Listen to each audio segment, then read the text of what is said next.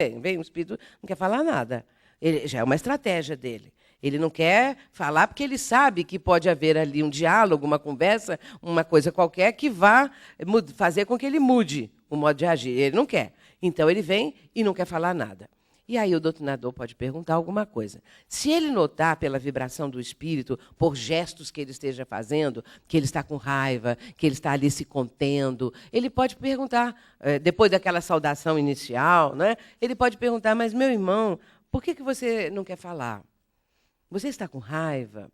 Você está triste? Aconteceu alguma coisa? Então, ele vai fazendo algumas perguntas. Mas não é pergunta e sermão, porque a gente não sabe o que é. Porque eu também já vi a pessoa fazer uma pergunta, mas depois, decorrente da pergunta, a pessoa já faz aquela explanação sobre alguma coisa que ela supõe que é.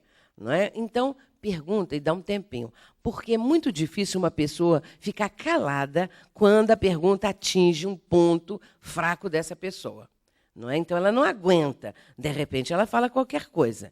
E já vi, por exemplo, o espírito dizer assim, eu não falo porque eu não quero entregar o ouro aos bandidos. Os bandidos é o grupo, né? Então, ele fala, não quero entregar o ouro aos bandidos. Mas já falou, e a partir daí fala. Não é? E o médium ajuda, porque o médium está captando os pensamentos. E ele pode também impulsionar isso vibratoriamente para que o espírito venha falar. Continuando. A linguagem deve ser adequada, porque, às vezes, o doutrinador é muito culto e fala muito alto, né, termos muito assim, eruditos, termos difíceis. Às vezes, o espírito fala assim, não estou entendendo nada que você está falando. Tem. Porque, às vezes, chega um coitadinho lá, não é? E aí está o orador falando. Olha, na nossa reunião, nós temos um doutrinador poeta, gente, mas é muito interessante. Porque agora ele melhorou bastante. Quando o espírito comunicava com ódio, com raiva, vingança, isso e aquilo, ele falava assim, mas, meu irmão, nós viemos da poeira das estrelas. Então, a conversa era toda nas estrelas, nas galáxias, no universo. O espírito está lá querendo saber disso, não é? Então, ser poeta também nessa hora não adianta, não é? Não adianta. Podemos dizer textos evangélicos, alguma coisa, com beleza, mas não sair assim de uma situação prática, né, para falar da poeira das estrelas, das galáxias e aquela coisa toda do universo. O espírito está aqui, coitado, sofrendo, porque mesmo o espírito mais endurecido nos seus pontos de vista, mais fixados nas suas ideias e que esteja ali falando a respeito disso, sofre. Quanto mais ele se mostra enraivecido, odiento, mais ele sofreu. Por isso, a gente tem que compreender muito isso, né? Então, é compreender e não julgar. Continuando. Respeitá-los. Respeitar esses nossos irmãos. Às vezes, vêm aqueles que morreram por overdose. Os que suicidaram. Aqueles que assassinaram alguém. Então, tudo isso nós temos que ter assim, um respeito muito grande, porque são entes humanos, seres humanos, e até mesmo podem se tornar nossos entes queridos no futuro, quem sabe, né? Continuando. Energia afetuosa, quando necessário, que nós mencionamos quando o espírito quer tomar o tempo da reunião, fica toda a vida falando. Nesse caso, o doutrinador deve dizer para ele que já está na hora. Então, agora, vamos conversar outras coisas. E faz uma pergunta, ou encaminha para um outro lado, para que ele mude aquela constante repetição. Não fazer pressão psicológica, porque isso é comum. O doutrinador pode dizer para o espírito que fala assim, eu vou matar essa mulher, vou matar esse homem, eu vou fazer isso, eu quero que ele se acabe, eu quero que ele suicide, quero que ele seja um desgraçado, ou isso, aquilo, está fazendo aquelas ameaças, não é? Então, nesse caso, às vezes o doutrinador pode falar assim, cuidado, meu irmão, porque se você continuar assim, você vai reencarnar e vai nascer sem braço, sem mão, sem andar, sem enxergar, fazendo pressão psicológica. Não é? Então, não fazer pressão psicológica. E isso era comum, porque nós temos, às vezes, esse atavismo quando ameaçávamos as pessoas com o inferno. Não é? Os pecadores cometem pecado, vai para o inferno eterno. Até hoje ainda tem isso, né? A gente vê aí fora. O diálogo deve ser vivaz, e não rotineiro, monótono, aquela explanação que nós já mencionamos. Então, é um diálogo que tem que ter uma certa vivacidade. A questão da felicidade. Às vezes, o espírito está falando muito a respeito da vingança que ele está promovendo em relação a alguém, ou a um grupo, ou a uma família, alguma coisa assim. Um argumento muito importante para o doutrinador é mostrar para o espírito que este caminho que ele está trilhando, esta conduta que ele está adotando, é exatamente oposta à da felicidade. Que ele não vai alcançar nenhuma felicidade com a vingança, com aquela conduta. E aí entra uma segunda questão ali, a questão do perdão.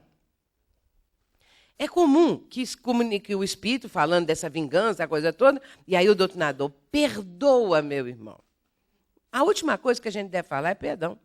Porque ele lá quer saber de perdoar. Se nós já perdoamos, nós já conseguimos exercer o perdão integral, pleno.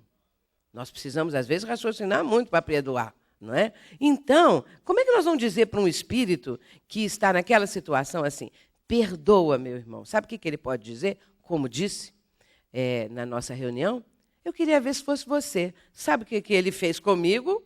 Ele matou a minha mulher, estuprou a minha filha, me matou, queimou a minha casa. Eu queria ver o que você ia fazer, se fosse você. Aí o que o doutrinador vai dizer? Meu irmão, eu não sei o que eu faria se eu estivesse no seu lugar. Então, nós nunca devemos achar que ele está no ponto de perdoar. A gente pode, conversando com ele, encaminhando para a questão da felicidade. Meu irmão, esse não é o caminho da felicidade. Você disse aí que o espírito, que essa pessoa fez tudo isso com você, com a sua família e tudo mais. Agora, onde estão aqueles seus familiares? E aí ele vai dizer, não sei, eles sumiram, eu nunca mais vi, nunca mais ouvi falar, porque eles não estão vingando, porque eles seguiram o caminho deles. Mas você pode ter certeza que eles estão interessados na sua melhoria, na sua felicidade. Pensa bem, aonde estão esses entes queridos? Então, nesse caso, mostrar para este espírito que esse caminho não leva a nada, pelo contrário, o afasta daqueles entes amados. E outro ponto também que o doutrinador pode usar é mostrar para o espírito o seguinte, meu irmão, você foi a vítima. Você poderia estar agora numa situação muito melhor. Agora, você está tomando a vingança nas suas mãos. E, nesse caso, você vai manchar suas mãos de sangue. Não faça isso, porque isso não vai lhe trazer felicidade. São argumentos que podem ser usados para que o espírito, então, chegue a uma conclusão no encaminhamento dessa argumentação. Às vezes o espírito diz assim, eu nunca tinha pensado nisso. Por quê? E aí tem um outro argumento também bom. É o seguinte, o doutrinador pode dizer para ele assim, você já reparou que enquanto você está o tempo todo revivendo aquele momento da tragédia, o momento em que você foi ferido e a sua família, você se escravizou, você ficou acorrentado ao seu algoz, você está vivendo em função do ódio, quando você poderia estar vivendo em função do amor, se você tivesse largado de mão a vingança e ficasse com a sua família. E ficasse com seus entes amados. Quando você enveredou pela vingança, você se separou deles, porque você está com outras intenções, e eles já estão em outra compreensão. Então, o espírito, na verdade, quando ele está vingando, ele se torna escravo, acorrentado, melhor dizendo, ao espírito que é o algoz do passado. E aí ele não vive em função do amor, ele vive em função do ódio. É outro argumento também de peso que ajuda muito o doutrinador nessas circunstâncias, né? Vejamos, converter. A finalidade não é fazer o espírito virar espírita, viu, gente? Porque tem pessoas que às vezes pensam, não, ele tem que aceitar o espiritismo e explicar o que é o espiritismo, essa coisa toda. O propósito, a finalidade é ajudar aquele nosso irmão a compreender a sua real situação e, se for possível, que ele modifique isso. Para isso, todo o grupo está vibrando, a fim de que a criatura possa mudar de ideia, dar um tempo. Se for o caso, perdoar. Mas é muito mais difícil, porque o perdão requer um momento certo, um momento de amadurecimento do eu, da criatura, do seu eu profundo, que ele aceite isso, não é? Então, é todo um processo que vai ser trabalhado no mundo íntimo da pessoa. E o espírito nem sempre tem condição, se nós ainda estamos aprendendo, quanto mais esses nossos irmãos que estão vingando. A questão do antes. Esse antes aí também é uma coisa muito oportuna, muito interessante. Às vezes vêm às reuniões de desobsessão espíritos ligados a trabalhos feitos para prejudicar alguém, magia negra, trabalhos de encomenda para prejudicar a pessoa, faz trabalho no cemitério, faz trabalho com o sapo, boca do sapo, aquelas coisas que a gente já ouviu falar. Às vezes vem espíritos assim na reunião. Quando está sendo atendida uma pessoa que está passando por um sofrimento desses, que está sendo perseguida por espíritos ligados a esse tipo de trabalho. Porque nós sabemos que esses trabalhos existem. E esses trabalhos alcançam o indivíduo, alcançam a pessoa que é o alvo do trabalho, se ela não estiver num patamar vibratório mais elevado. E se ela tiver brechas morais, o que vai acontecer com essas brechas morais? Vai favorecer a sintonia com o espírito que está ali para perturbar, para levar a uma situação, às vezes, completamente desastrosas. Portanto, esses trabalhos realmente acontecem. E, às vezes, o espírito vem à reunião. Nesse caso, quando o espírito se comunica, em geral, ele fala do trabalho que ele está fazendo, que ninguém vai conseguir desmanchar, que nós não temos força para isso, e que ele tem ali os amuletos dele, ele tem ali os objetos com os quais ele fez o trabalho. Muitas vezes eles carregam alguns desses objetos, e, nesse caso, o doutrinador vai falar assim com ele. Mas, meu irmão, como você começou nesse caminho? Porque antes você não era assim.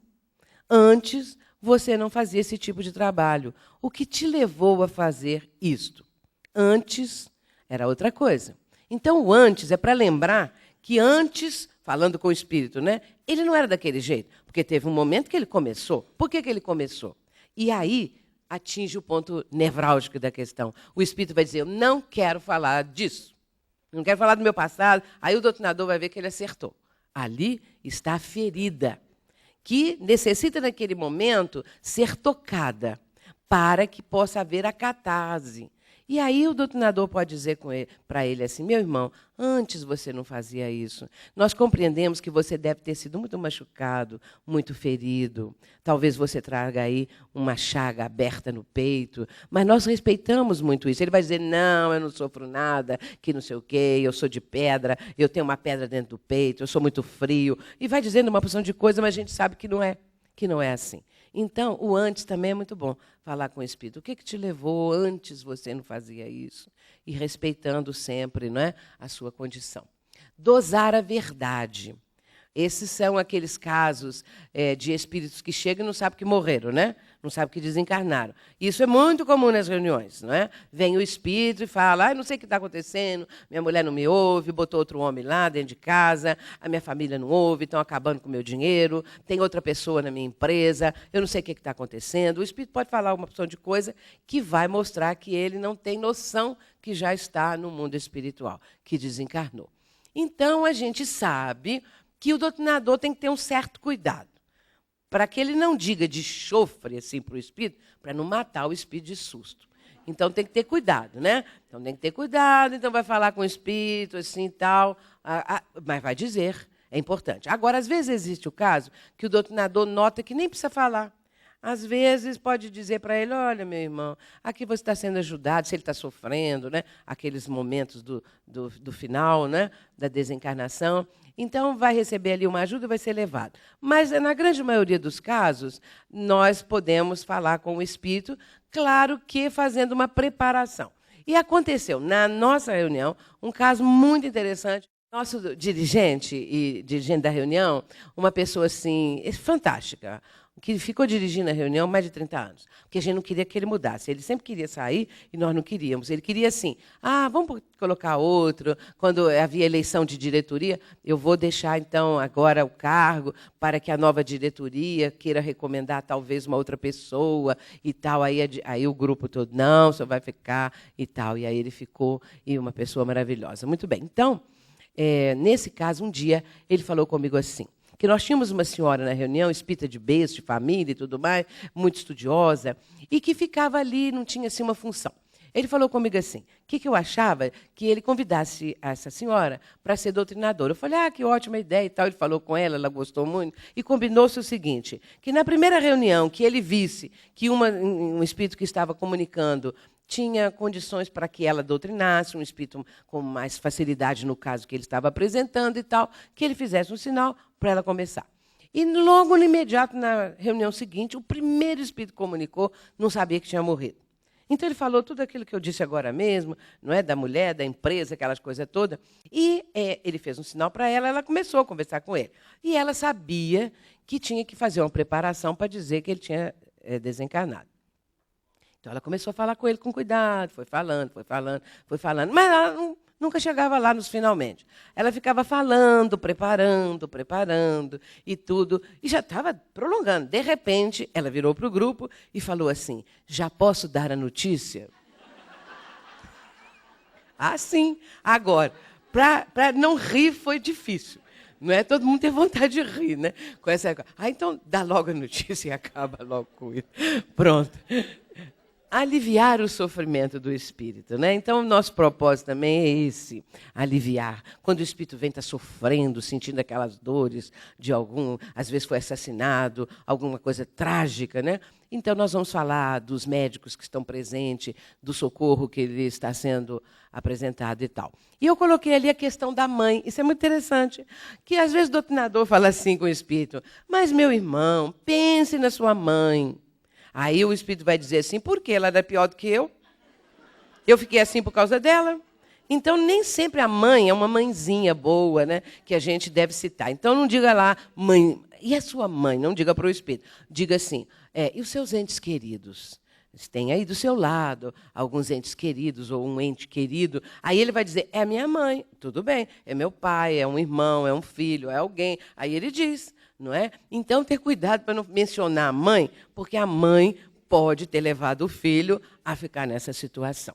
Muito bem. E a prece e o passe, que muitas vezes o doutrinador vai utilizar uma prece para ajudar o espírito quando ele está com muito sofrimento, ele pode fazer uma prece para acalmar, e, em certos casos também, uma pessoa ali do grupo, que já tem essa tarefa, pode aplicar o passe no médium, que o espírito absorve, não que ele esteja dentro do médium, né, gente? Ele está bastante ligado ao médium, ele vai receber para acalmar espíritos com muita raiva, espíritos com muito sofrimento, espíritos que desencarnaram pelo suicídio, espírito que ateou fogo às vestes, que é coisa pior do que isso, o tormento do espírito, né? Outro que se jogou debaixo do trem, e essas coisas assim. Então, a prece e o passe são aqueles recursos ótimos, excelentes, para ajudar esses nossos irmãos. Vamos falar agora um pouquinho do médium.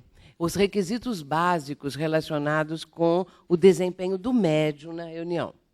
Claro que ele vai também precisar ter conhecimento doutrinário evangélico, o estudo constante, amor pela tarefa, vocês vão observar que são as mesmas condições, as mesmas necessidades, não é? Então, nós não vamos discorrendo de novo sobre aquilo que já falamos, né?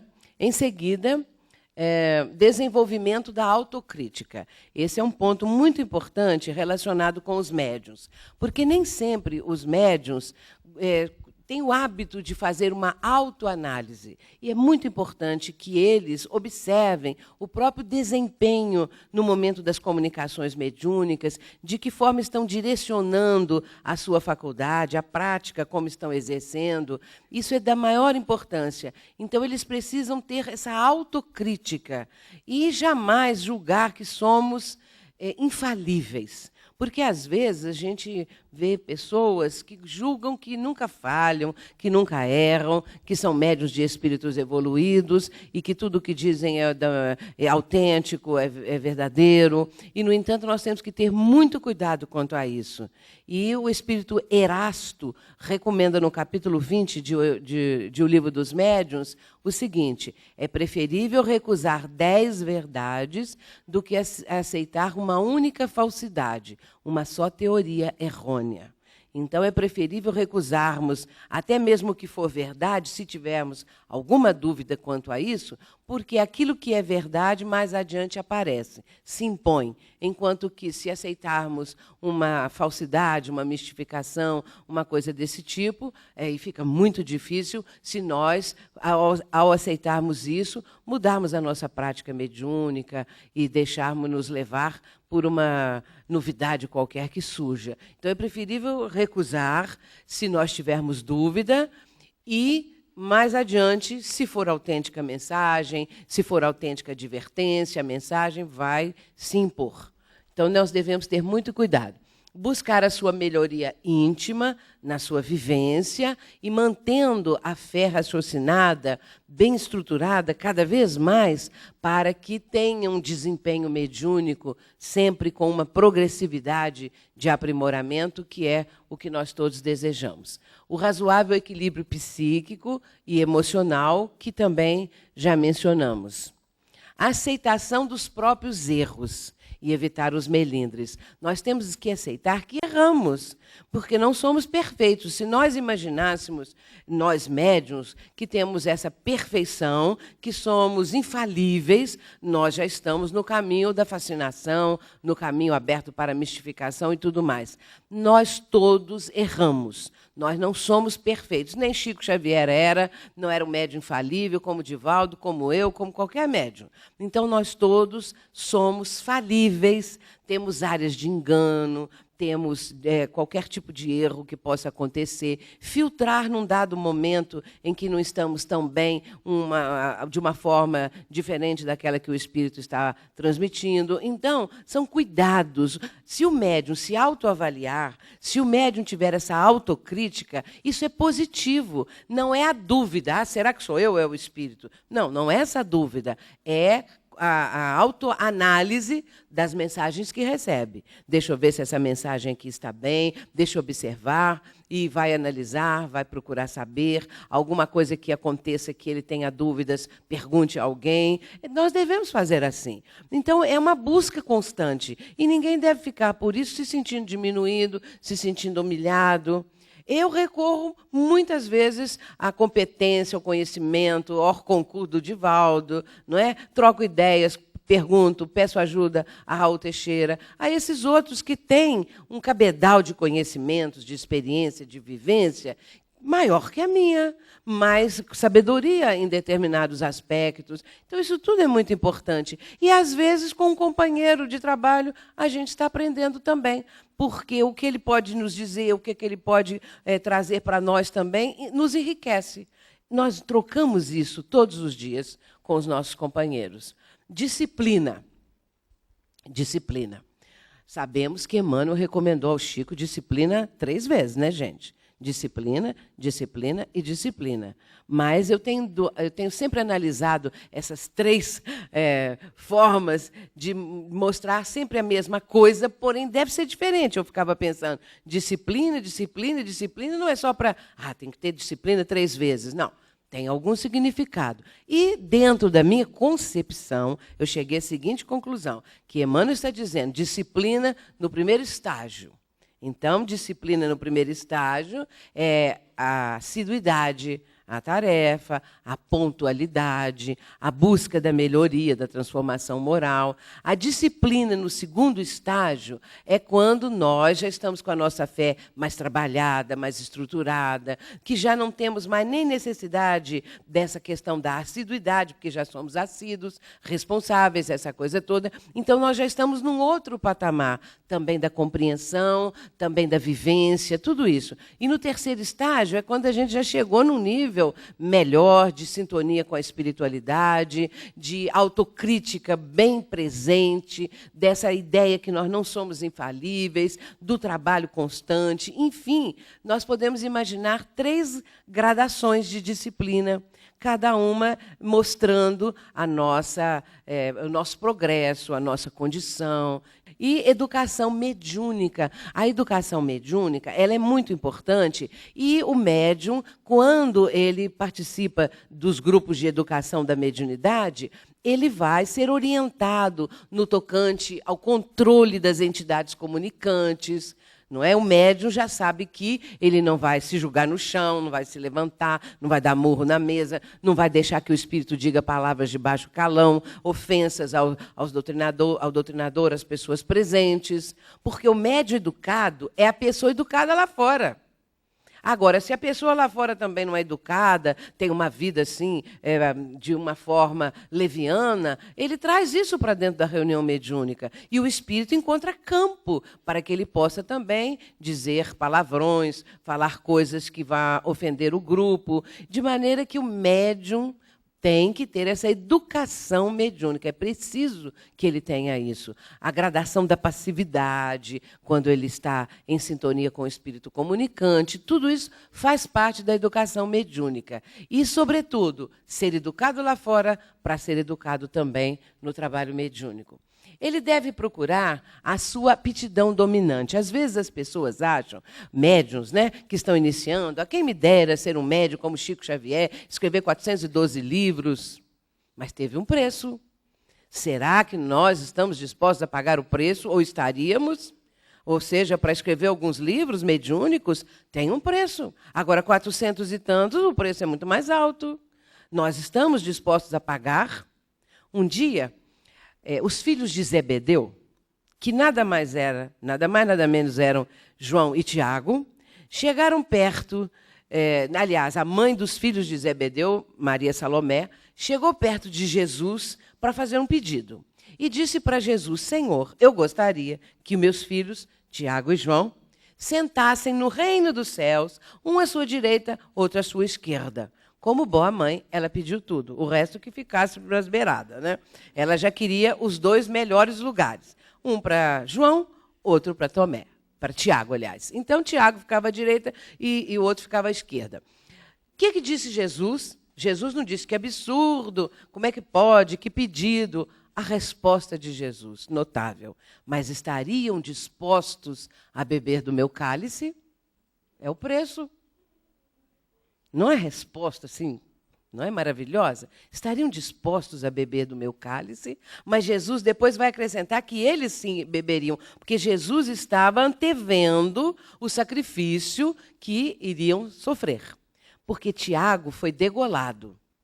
E João foi o único que foi poupado de uma desencarnação assim. Não é? Ele desencarnou já com bastante idade, mas pagou também com aqueles sofrimentos todos, sacrifícios, tudo o que aconteceu na vida dele também. Então, às vezes o médium quer ter uma aptidão dominante, assim, psicógrafo, pintura, cirurgia, não sei o quê, tanta coisa, e às vezes quer ter mais de uma, muitas, várias, mas acaba confundindo tudo. Então, sempre o médium deve observar qual é a sua aptidão dominante. Porque casos como de Chico Xavier, como de Valdo, como alguns médiuns que temos aí agora até mesmo no presente, que apresentam a possibilidade da psicofonia, da psicografia, da pintura, alguns até da cirurgia mediúnica, essa coisa toda, são mais raros. Quanto a nós, que somos médiuns da craveira comum, ou seja, de um patamar mais comum, não é? Nós devemos observar a nossa aptidão dominante. Há sempre uma, e nesse caso ela pode vir acompanhada de outras que são, vamos dizer, secundárias. Então o médium psicofônico, ele pode ter uma vidência também, casual ou mais presente, ele pode ouvir os espíritos, ou eventualmente psicografar, ou psicografia e psicofonia. Então, observar essas que estão mais fortemente caracterizadas na sua própria mediunidade e exercê-la, e procurar fazer com que estas, ou duas, ou três, ou uma predominante, prevaleça e seja aprimorada. E também tudo submeter ao crivo da razão, que é a recomendação de Allan Kardec. Nós temos que nos avaliar, nos analisar. Muito bem, então, continuando. As dificuldades que o médium sente no exercício da sua tarefa. bem no início, o medo e a dúvida. Existem aquelas pessoas que têm medo de receber os espíritos, embora estejam sentindo já há mais tempo, às vezes no lar, na vida em geral, a presença dos espíritos e até mesmo recebendo espíritos. Às vezes em casa, na rua, em qualquer lugar, o espírito vem e a pessoa sem conhecimento algum, ela se deixa dominar pelo espírito que se aproxima. Mas a pessoa, às vezes, tem medo quando a eclosão da mediunidade não está assim tão acentuada, às vezes ela tem medo de deixar o espírito vir, ela fica travando, porque tem aquelas pessoas que dizem assim, eu tenho medo de perder a consciência e não voltar mais. Tem gente que fala isso, o espírito me dominar. Então, o medo é algo comum, normal de acontecer. Mas como vencer o medo? Através da confiança no grupo, no dirigente, na equipe toda e, sobretudo, a confiança nos espíritos benfeitores na casa, não é? Quando a pessoa participa de um grupo mediúnico em determinada casa espírita, é porque ela confia na casa. Então, ela está ali porque ela confia em todo o trabalho da casa e, especificamente, no trabalho da reunião. Aí ela vai vencer o medo. A dúvida é aquela questão inicial. Quando o espírito se aproxima na reunião, o médium já está lá e ele fica, será que sou eu? Será que é o espírito? E essa dúvida, às vezes, bloqueia a passividade. E o médium acaba saindo, às vezes, da reunião passando mal. Porque ele sentiu o envolvimento do espírito, o espírito o envolveu com o seu perispírito, com seus fluidos, e, nesse caso, o médium sente aquilo tudo. Porém, não sou eu, deve ser o espírito, não, deve ser eu mesma, eu mesma, ou, quem sabe, é o espírito, mas eu não tenho certeza. Nós vamos dar um exemplo para vocês terem uma ideia, que é um exemplo que sempre eu dou. Vamos ver o seguinte caso. Eu participo de um grupo mediúnico, mas, numa certa noite, eu fico muito gripada e fico com febre, está chovendo muito e fazendo muito frio. Então, eu não vou poder ir à reunião. E uma pessoa, amiga minha, vem me buscar para levar para a reunião. Isso foi assim em cima da hora, e eu aí digo para a pessoa que chegou, por favor, avise ao dirigente que eu estou com muita febre, que o tempo está muito frio, muito úmido, eu não vou poder sair, e que então hoje eu não vou à reunião. Se essa pessoa for uma pessoa prolixa e detalhista, ela vai chegar lá e dizer para o dirigente assim, olha, a Sueli não vem hoje, que ela está muito mal. Eu cheguei lá, ela está muito abatida, febre muito alta, o tempo está muito ruim, está fazendo muito frio, está chovendo, ela está debaixo de cobertores, ela não pode vir para a reunião. Pronto, deu o recado, mas a pessoa deu detalhes, porque ela é detalhista, ela é prolixa. Agora, uma pessoa que tem um raciocínio mais sintético, que resume melhor, chega lá e fala assim com o dirigente, Sueli está com febre, está passando mal, não vai poder vir à reunião, que o tempo está ruim. Deu o recado. Uma pessoa que gosta de falar gíria, né, vai chegar lá e vai dizer assim, a Sueli hoje não vai pintar por aqui não, que ela está derrubada. Então, ela está assim, tal, aí fala lá na gíria dele, deu o recado, mas interpretou da forma própria da criatura. Uma pessoa muito carinhosa e amorosa vai chegar lá e falar assim, nossa querida Sueli, você precisa de ver, coitadinha, como ela está passando mal hoje, fiquei com tanta pena. Então, ela pediu para avisar que ela não vai poder vir, vai perder a nossa reunião, mas hoje não tem jeito mesmo. Ela precisa ficar lá, tomar os remédios e tal. Então, aquela pessoa carinhosa que está falando daquele jeito. Isso é o quê? A pessoa deu o recado, mas cada um de acordo com a sua personalidade. E isso é que Jorge André chama do colorido do médium. É o fator anímico do médium. Não é animismo. É fator anímico, ou seja, é a participação da alma do médium, da sua personalidade. Não existe fenômeno mediúnico, comunicação mediúnica, não existe, mesmo dos médiuns muito experientes, sem que haja uma participação da personalidade do médium. E nós vemos isso claramente em Chico Xavier. Vejamos as cartas dos jovens. Os jovens que psicografaram através dessa mediunidade fulgurante do Chico vinham trazer as cartas para os familiares. Todos amorosos, porque é a característica do Chico. Então, nós vamos imaginar que todos os jovens se referiam assim aos seus pais, eram tão amorosos, não é? Mesmo aquele que fala em gíria. tem aquela morosidade que é própria do Chico. Um outro médium que não tenha tanto ostensivamente esta forma amorosa, vai transmitir o recado com autenticidade, porém dentro da sua forma de expressar. E é assim. Agora, isso não é o animismo. O animismo é quando a alma do próprio médium se comunica, sem que haja má intenção do médium. Porque, às vezes, o médium nem sabe que ele próprio é que está dando comunicação, ele pensa que é outro. Então, é um fenômeno muito interessante, que a gente precisa estudar muito para poder entender. Agora, o médium iniciante, não se preocupe com isso, porque, com o tempo, ele vai conseguir com a prática e o estudo. Porque o médium tem que estudar inicialmente, para que ele possa entender os mecanismos da comunicação mediúnica, esses indícios da proximidade do espírito. Ora, se eu estou ali, confio na casa, confio nos benfeitores espirituais, e, de repente, fiquei irritada, isso não é meu. Por que eu ia ficar irritada ali com os companheiros da reunião, com a própria casa, essa coisa toda? Então, o médium não deve bloquear essa situação que ele está, no momento, captando.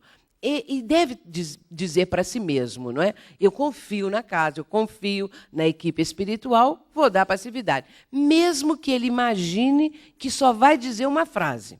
Porque, às vezes, uma frase abre o canal da mediunidade e desbloqueia tudo. E ele consegue, a partir daí, transmitir a comunicação. Às vezes o médium diz assim, mas não vem ideia nenhuma na minha cabeça. Bom, mas você está sentindo os sintomas, você está sentindo frio, por exemplo, você não estava tão calor, você está sentindo frio, ou você está com raiva, ou você está triste. Por que você ficou triste de repente? Por que ideias começaram a surgir na sua mente? Então, confie.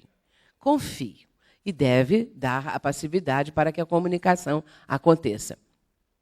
Controle, gradação da passividade, é mais ou menos o que nós já falamos, que o médium não vai fazer aqueles ruídos, aqueles gestos, palavras ofensivas, ele vai controlar. Então, ele não vai ser passivo totalmente, deixar tudo por conta do espírito. Claro que não. Se for um benfeitor espiritual, é diferente. Mas esses espíritos que vêm necessitados de vários matizes, é claro que ele vai exercer esse controle, que é um controle mental e vibratório. Equilíbrio, é a busca do equilíbrio através desse controle, exatamente. Em sequência, ter aptidões que não possui, nós mencionamos, não é? Querer pintar, fazer cirurgia, fazer isso, fazer aquilo. Então, o médium deve sentir aquelas que são as mais presentes, as suas aptidões, e, a partir daí, trabalhá-las. Dar vez aos outros médiuns. Isso é muito importante. Quem me ensinou isso foi meu próprio mentor. Porque existem aqueles médiuns que tomam tempo da reunião.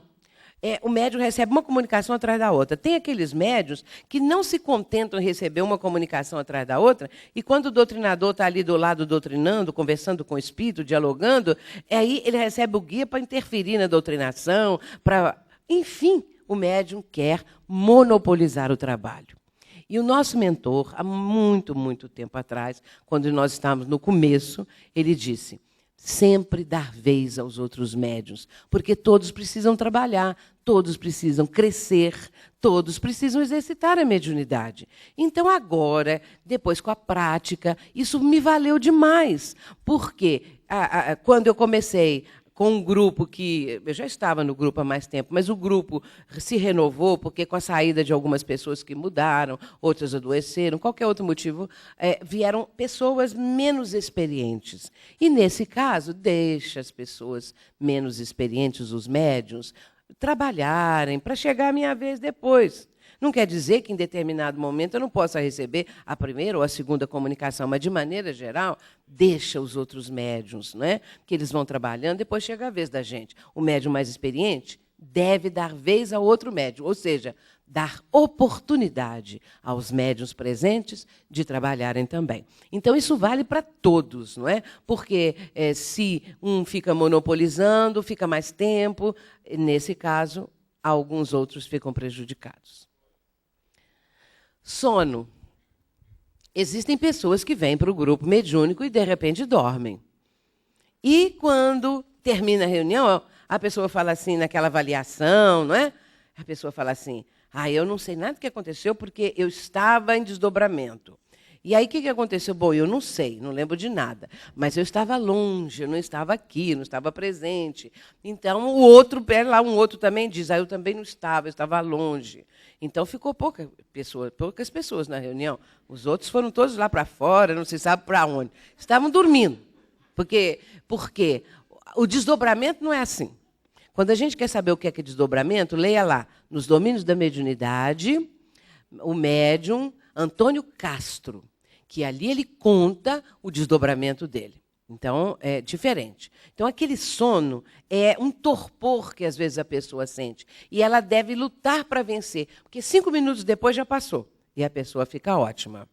Não é? E agora a pessoa, às vezes, tem sono também, ouvindo palestra, qualquer coisa a pessoa dorme. Então, ela perde a oportunidade de aprendizado, muitas vezes, porque fica dormindo. Não é? E, às vezes, são os espíritos que querem que a pessoa durma para ela não aprender mais coisas, para ela não se libertar. E a gente tem que lutar contra esse sono. Não é? E também só guia. Vão receber só guia, porque receber espírito atrasado, Deus me livre. Vamos receber só guia.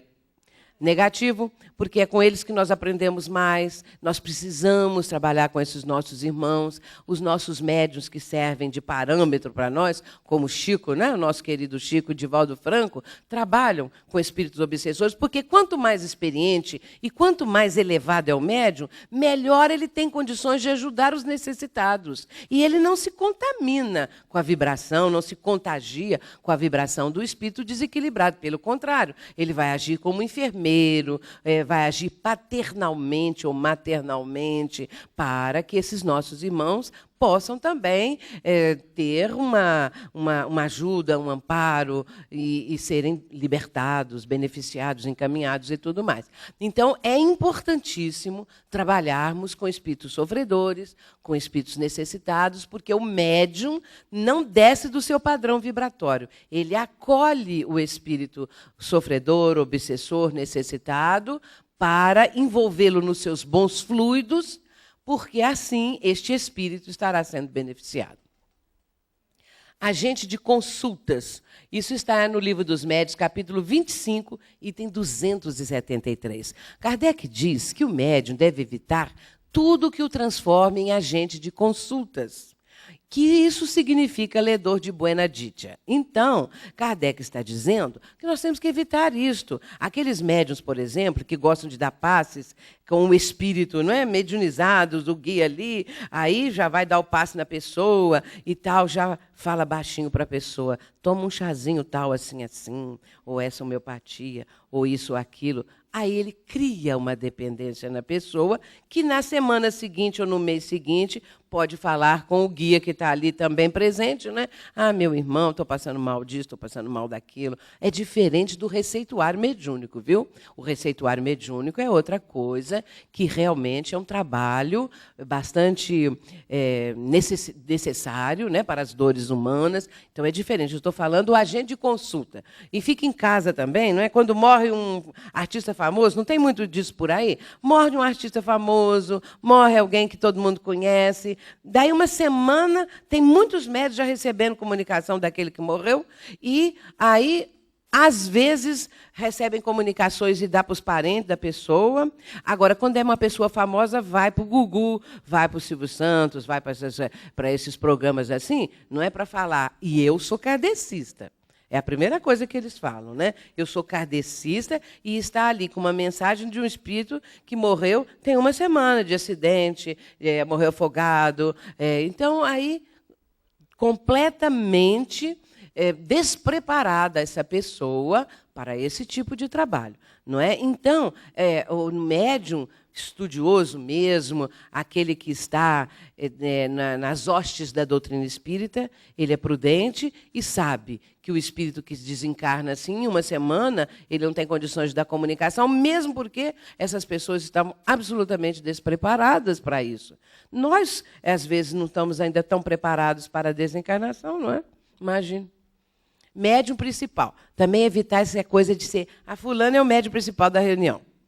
E os outros, coitados, vêm depois, né? Em outros níveis. Então, a pessoa pode ser mais experiente, Mas isso não quer dizer que ela se sinta o médium principal, aquele que sabe mais as coisas. Então tem que ter cuidado também contra isso, né, gente? Muito bem. Então agora nós estamos caminhando para o final, porque nós vamos atender as perguntas. Nós vamos colocar estas frases de Emmanuel. Elas estão no livro imperdível, Seara dos Médiuns. Muito bem. Então, primeiro lá, de cima. Ser médium é ser ajudante do mundo espiritual. E ser ajudante é ser alguém que auxilie espontaneamente, descansando a cabeça dos responsáveis. Então, vamos analisar essa primeira aqui. Ser médium é ser ajudante do mundo espiritual e auxiliar espontaneamente, para não ficarmos dando trabalho aos guias, não é? Porque a gente sabe que eles têm recursos que nós nem sequer imaginamos. Mas, se nós temos estudo, equilíbrio, se nós somos médiuns educados, nós não vamos dar trabalho aos mentores. Como é que o médium dá trabalho ao mentor? É o seguinte, o médium está lá na reunião mediúnica e tal, aí fica ligado a um espírito que ele deu passividade, que era um espírito com más intenções, era um espírito que estava, por exemplo, com ideias fixas muito prejudiciais, essa coisa toda, desequilibradas. A reunião acaba, feita a prece de encerramento, a luz é aumentada, porque estava aquela luz, não é mais uma gradação mais baixa, mais suave. Aí o médium vira e fala assim para o dirigente, ainda estou passando mal, preciso de passe. Aí volta tudo para atender o médium, que tem que dar passe. Agora, a gente sabe que a reunião, se ela termina, está marcada para terminar às 21h30 ou 22 horas, os guias vão embora, porque eles têm mais o que fazer. Não é? Então, a gente tem que ter muito cuidado com isso, porque vai dar trabalho não apenas aos benfeitores, como também aos encarnados. Porque aí volta todo mundo, então agora vamos fazer prece para o seu fulano, para a dona fulana, dá um passe, e aí, de repente, esse médium recebe, a reunião já acabou, mas ele está recebendo o espírito, que ele está ligado a ele, né? Então, essa é uma forma. Agora, eu costumo trazer essa frase, esse conselho de Emmanuel, para uma... Eu extrapolo e vou trazer isso para o âmbito da casa espírita. Às vezes as pessoas dizem assim, naquela casa espírita lá tem uma panelinha. Naquela casa lá, o presidente segura tudo nas mãos. Ele não delega, o presidente fica tomando conta de tudo, que não sei o quê. Mas nós temos que analisar isso de outro jeito. Porque, às vezes, a panelinha são aqueles que levam a casa adiante. Porque os voluntários, muitas vezes, se oferecem para determinada atividade, o presidente delega uma atividade, uma tarefa para alguém que se ofereceu, se dispôs, e fica confiante e tranquilo que a pessoa foi cumprir aquilo que ela disse que ia fazer. Uma semana depois, ou 15 dias, conforme for o prazo necessário, ele vai perguntar, a pessoa diz, não, mas eu não pude, eu esqueci, eu viajei, não sei o quê, e não faz, e isso vai se prolongando. O que o dirigente faz? Ele mesmo pega o trabalho e faz, não é? Porque o outro não fez. Então, ele não descansou a cabeça do responsável. E como são muitos que fazem assim, não é? Que aceitam uma tarefa, mas não cumprem, faltam muito, não têm a responsabilidade necessária, e aí o que acontece com o presidente? Fica sobrecarregado. E a diretoria também, não é? Aqueles que realmente estão ali para o trabalho. Os outros, às vezes, ficam só comentando, não é? Ficam falando, mas a tal da panelinha é aqueles que levam a casa para diante. Então, nós temos que ter muito cuidado quanto a isso, porque nem sempre essa panelinha é a panelinha que a pessoa está querendo dizer, não é? Então, nós temos que descansar a cabeça dos responsáveis. Nós temos que assumir um trabalho com responsabilidade e levar isso adiante, porque é muito importante, porque a casa espírita, meus irmãos, está sempre precisando da nossa colaboração, está sempre precisando daqueles que estão realmente dispostos às tarefas. Agora, a outra frase. Não é a mediunidade que te distingue, é aquilo que fazes dela. Chico Xavier, com todos aqueles tipos de mediunidade, porque ele tinha um leque de mediunidades, né? Ele tinha uma variedade de mediunidades. Eu tenho um seminário em que eu abordo as dimensões da mediunidade e cito a mediunidade de Chico Xavier, os tipos de mediunidade. E uma delas era, além da psicofonia, a psicografia, os efeitos físicos, não é? Uma série. Ele tinha também a psicometria, que é uma faculdade linda, que é uma faculdade rara, que é a faculdade em que o médium, ao contato de uma peça do vestuário da pessoa que está desaparecida, não é? Uma peça, um objeto qualquer que pertenceu a alguém que sumiu, que morreu, que foi assassinado e que ninguém sabe onde está, o médium pode, pegando aquele objeto, dizer aonde está o cadáver ou a pessoa desaparecida, essa coisa toda. Então, Chico Xavier, com todas aquelas variedades mediúnicas, não é? Se ele não tivesse direcionado da forma que direcionou, poderia se perder. Não é? Ele poderia desviar do caminho, ele poderia, de uma certa maneira, recusar a exercer a faculdade, ou então também entrar na faixa da mistificação ou da fascinação. Então, não é a faculdade mediúnica, o potencial do médium que o distingue, é o uso que o médium faz desse potencial. Por isso é que se distinguem esses médiuns todos que nós conhecemos. E a última frase é aquela primeira.